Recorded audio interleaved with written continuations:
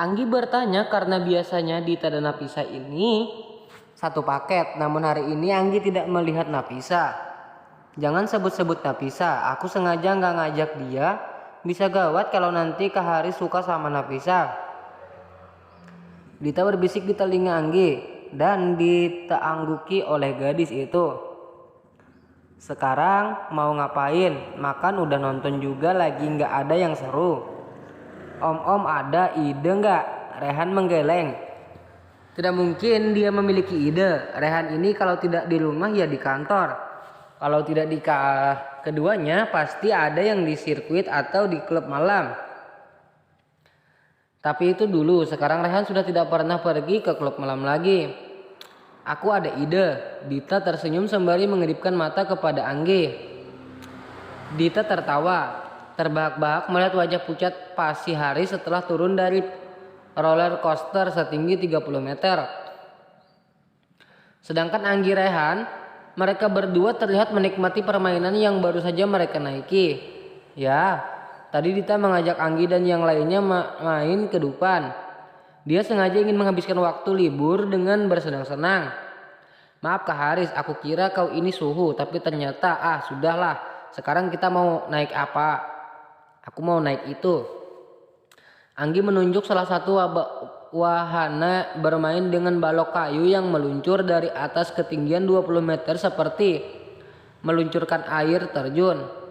Kalian main berdua dulu nggak apa-apa kan? Ada yang mau aku obrolin sama Kak Haris. Rehan mengangguk. Dia mengecup kepala Anggi lembut lalu membetulkan posisi masker yang Anggi kenakan. Angguk Anggi. Dia menarik tangan Dita lalu pergi ke wahana permainan yang selanjutnya. Rehan tersenyum. Di balik masker yang dia kenakan, Rehan memberikan isyarat meminta Haris untuk duduk di salah satu kursi panjang yang ada di sana. Senyum di bibir Rehan semakin lebar tak kala dia melihat Anggi yang bermain dengan begitu riang. Haris yang ada di sampingnya ikut tersenyum. Dia sangat lucu bukan? Anggi itu adalah orang yang sangat berharga untuk kami. Sejak kecil kami selalu memanjakan dia dengan kasih sayang. Namun karena ayah terlalu menyayangi Anggi sangat jarang bermain seperti ini. Apalagi setelah ibu sakit, Anggi semakin banyak menghabiskan waktunya di rumah walaupun dia mungkin ingin bermain layaknya anak remaja usia-usianya. Rehan menoleh. Dia melihat raut wajah Haris dengan seksama. Rehan tidak bisa membaca ekspresi yang ditujukan oleh Haris ke kakaknya. Iparnya itu menunjukkan ekspresi yang berubah-ubah. Satu hal yang dia tahu, Haris sangat tulus dan dia begitu menyayangi Anggi. Tolong jaga dia untuk kami. Hanya kau yang kami andalkan sekarang. Haris berbicara sambil menatap Rehan. Rehan tersenyum lalu mengangguk. Aku pasti akan menjaganya dengan baik Kak. Aku juga ingin membicarakan masalah sekolah Anggi. Aku rasa aku tahu jurusan apa yang harus dia ambil setelah dia lulus SMA ini. Haris memutar tubuhnya seperti dia sudah yakin jika Rehan adalah laki-laki yang tepat untuk Anggi.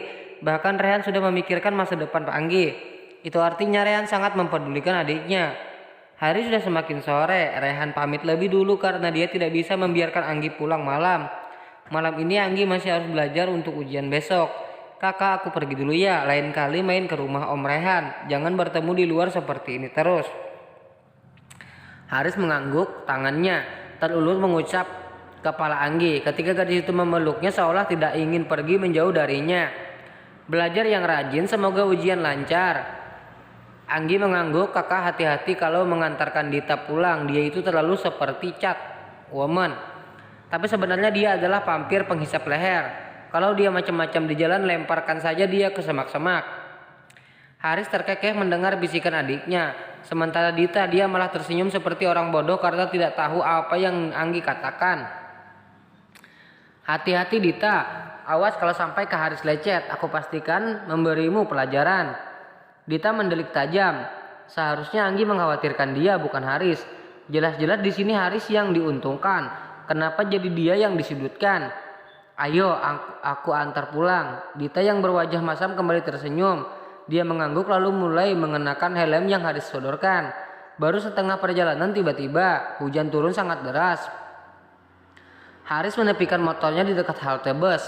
Mereka langsung berlari untuk berteduh. Kenapa juga tiba-tiba hujan turun? Haris juga tidak membawa jas hujan saat itu. Pakai ini, Haris melepas jaketnya lalu menyelimuti punggung Dita dengan jaket yang dia lepaskan. Dita menatap Haris dalam, sangat dalam sampai dia tenggelam pada ketampanan laki-laki itu. Matanya berbinar dengan wajah yang memerah. Kau demam. Haris menempelkan punggung tangannya ke kening Dita. Dek, jantung Dita terpacu semakin kencang. Tangan hangat Haris membuat hatinya memanas bergejolak seperti sebuah air yang sedang dipanaskan di atas kompor. Kau baik-baik saja kan? Kembali bibir Haris bergumam. Dia menggeleng tanpa sadar, hidungnya kembali mengeluarkan darah membuat Haris menjadi sangat panik. Hidungmu berdarah. Haris menunjuk hidung Dita. Bukannya terkejut atau apa, Dita malah mengusap hidungnya menggunakan punggung tangan sembari tersenyum lebar seperti seekor kuda. Astagfirullah, gadis ini kenapa? Dia nggak kerasukan kan? Haris bergumam dalam hati. Dia agak merinding, namun tidak mungkin juga dia meninggalkan Dita dalam kondisi seperti ini.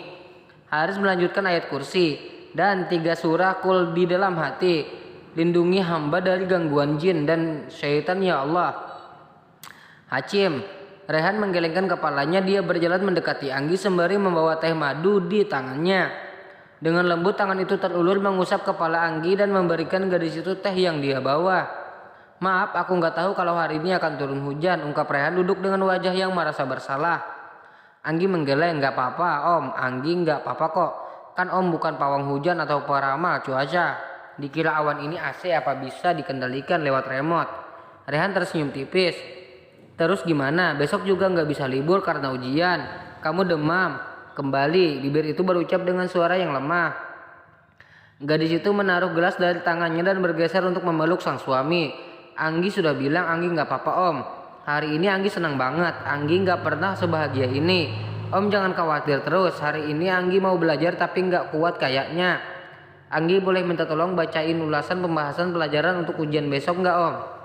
Rehan mengangguk. Dia membantu Anggi untuk berbaring lalu mengambil sebuah buku yang dia rasa itu adalah buku yang saat ini Anggi perlukan. Katanya mau belajar, ini disimpan dulu. Rehan mengambil buku yang ada di tangan Anggi lalu duduk di tepian ranjang dan mulai membacakan beberapa materi. Baru 30 menit memulai Anggi sudah memejamkan mata sembari memegang satu tangan suaminya. Rehan tersenyum. Dia menutup buku dan menyelimuti istrinya. Selamat tidur sayang, semoga ujiannya lancar, cepat sembuh. Rehan mengecup kening Anggi sekilas lalu beranjak dari atas ranjang untuk membereskan beberapa pekerjaan yang belum selesai. Keesokan harinya, Anggi benar-benar pergi ke sekolah. Sejujurnya Rehan sudah mewanti-wanti Anggi dan mengatakan kalau dia bisa saja membantu Anggi untuk meminta izin. Namun gadis itu tetap kekeh dengan pendiriannya. Anggi sudah bilang Anggi baik-baik saja om. Rehan menggeleng, dia menempelkan keningnya di kening Anggi. Laki-laki itu menghembuskan napasnya kasar. Kamu demam Anggi, wajah kamu semakin pucat. Mana bisa aku tenang. Jangan sekolah saja ya, kita pulang lagi. Dito tersenyum memperhatikan betapa perhatian bosnya kepada Anggi. Laki-laki itu bertingkah seperti orang lain. Dito merasa sangat senang jika tuannya sudah benar-benar berubah. Tuan, ini sudah jam 7 lebih, nona kecil bisa terlambat. Rehan mendelik, dia menatap Dito tajam, namun yang dia tetap sama sekali tidak peduli karena dia mengatakan hal yang benar. Jika Rehan terus menahan Anggi di dalam mobil, gadis itu benar-benar akan terlambat. Om Dito benar om, Anggi harus pergi sekarang. Om pergilah bekerja, nanti Anggi pulang sama Aldi aja.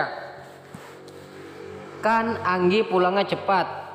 Rehan mengangguk, dia mengecup istrinya sekilas lalu membiarkan gadis itu pergi. Hati-hati Anggi, kalau nggak kuat bilang aja sama gurunya. Di dalam ruangan Anggi mulai merasa kurang enak, kepalanya sedikit berdenyut. Dan parahnya lagi dia tidak satu ruangan dengan Nafisa dan Dita. Tapi jarak mereka sangat jauh, Anggi tidak bisa meminta bantuan. Sekarang sudah memasuki jam pelajaran kedua dan Anggi sudah mulai kesulitan untuk fokus dan berkonsentrasi pada ujiannya.